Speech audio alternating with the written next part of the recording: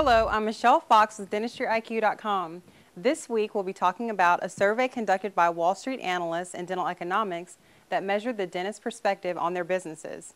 Dental Assisting Digest is preparing to announce its list of the best and worst states to be a dental assistant. Jana Berghoff of Patterson Dental discusses why it's important for dental professionals to use technology as part of patient education segment of an appointment. And we review the latest movie with a dental connection as we head to the theater and take a look at Horrible Bosses. But we begin today's newscast with some interesting survey results.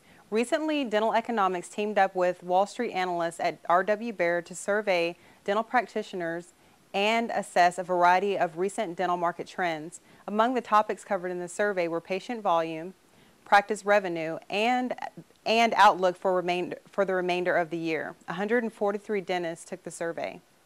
Among the findings was that June was a good month for the dentists.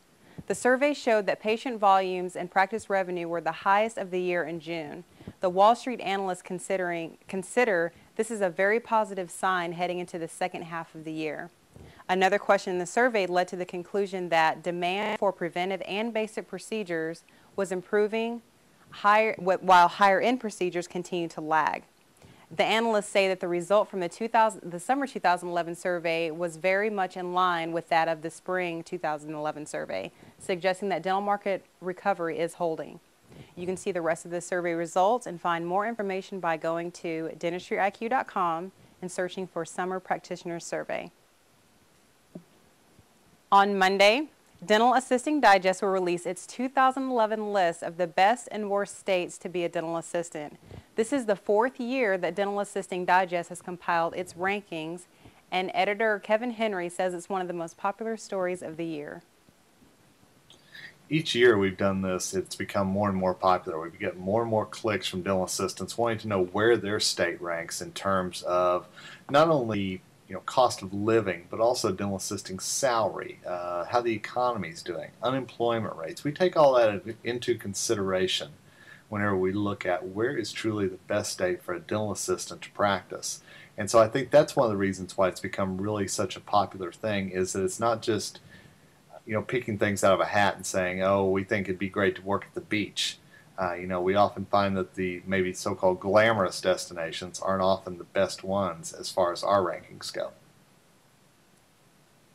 Henry also agreed to let our viewers in on which states finish at the top and bottom of the 2011 rankings.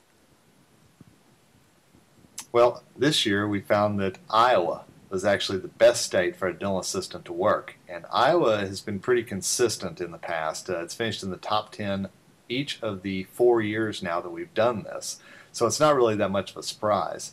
And one of the main reasons that Iowa was number one is its cost of living, the cost of doing business there. It was also very high as far as the economy. It seems that it survived the recession very well. New Hampshire was last year's best state to practice, and it finished third this year. Minnesota, which won the titles in 2008 and 2009, actually finished sixth. So I think you see that there's not a lot of movement as far as the top states go, but there definitely has been some shuffling. And sadly, of course, there has to be a bottom, and usually it seems that it's the southern states. It's the Mississippis, the Alabamas, the Louisianas, the places that were really hit hard by Katrina and are still having problems as far as the economy goes. But this year we're finding that actually Nevada is the worst state to be a dental assistant. And a lot of the reason for that is the economy. We all know that the economy hit Nevada pretty hard. Also education, the number of educated people in Nevada, as well as the number of higher institutions of learning, and those who are actually graduating with high school diplomas has really plummeted in the state. So that's one of the big reasons why Nevada is last. Arizona is our next to last state, and Mississippi is 48th. He didn't say anything about Tulsa. I guess I have to check that list. To see the complete list, look for the July issue of Dental Assisting Digest in your inbox on Monday, or you can go to DentistryIQ.com and search for Best States. Patterson Dental recently released Casey Cloud, an online portal that gives immediate access to all Casey's multimedia presentations. DentistryIQ.com sat down last week and chatted with Jana Berghoff. Jana shared with us that one benefit of the technology's assistance with patient education is consistency. and teaching this 8 times a day, 5 days a week for however many years, I started losing the passion for it just a little bit. And I think with technology playing a video, what that can do is it's a consistent message over and over again. And you don't forget parts and pieces along the way. So if I was instructing on how to, talking about a crown, let's say, if I've done this a number of times, I might forget valuable parts of teaching that patient about the crown they're going to get.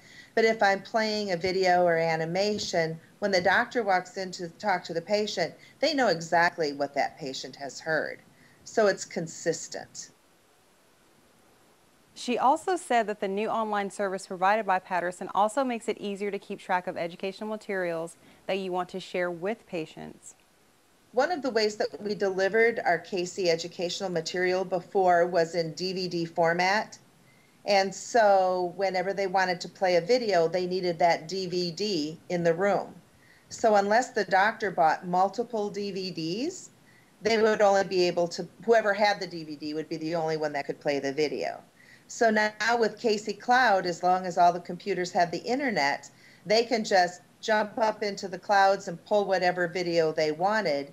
So multiple computers within the same office can be playing the same video at the same time without having to be dependent on finding wherever that DVD is. Jana also explained that Casey Cloud is a very versatile service that can be used with various applications and in different locations. Within the office, they don't have to bring the patient to a certain location to show the video. If they have an iPad in the office, they can take that iPad to wherever the patient is sitting. So they could work with them, show the patient a video in the reception area, in a treatment area, in a consult room, any place within the office. They have the flexibility with the mobile devices to show the video. For us, the flexibility is right now with just the DVD format or even with our enterprise format, we have releases once a year where we announce or let out our new videos that we record. So if I recorded a new video today, it would just sit with Patterson until I had a new product release for the DVD or the enterprise. Now, as soon as I have a new video, I can put it on in the clouds, and that new video on new dental content is available immediately. So I can stay more, and we can stay in the delivery to the office more contemporary or more up to date with what's available in terms of our videos.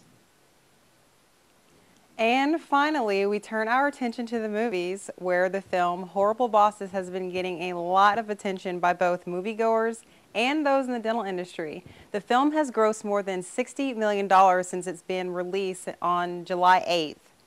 For his opinion on the movie, we turn once again to Kevin Henry of our editorial staff. Kevin, please tell us what you think about this movie. Well, first of all, I would say go see this movie. It's a lot of fun. It's definitely over-the-top fun along the lines of a Hangover or a Bridesmaids or something like that. But I think you'll enjoy it, especially if you're in the dental industry. Jennifer Aniston plays Dr. Julia Harris, who is one of the, quote, horrible bosses of the movie. She is constantly chasing and seducing her dental assistant, played by Charlie Day. And it's always interesting to me to see how they portray dental offices in the movie, and this one is no exception. There's times that she tries to trap her dental assistant over a patient who has been under nitrous oxide.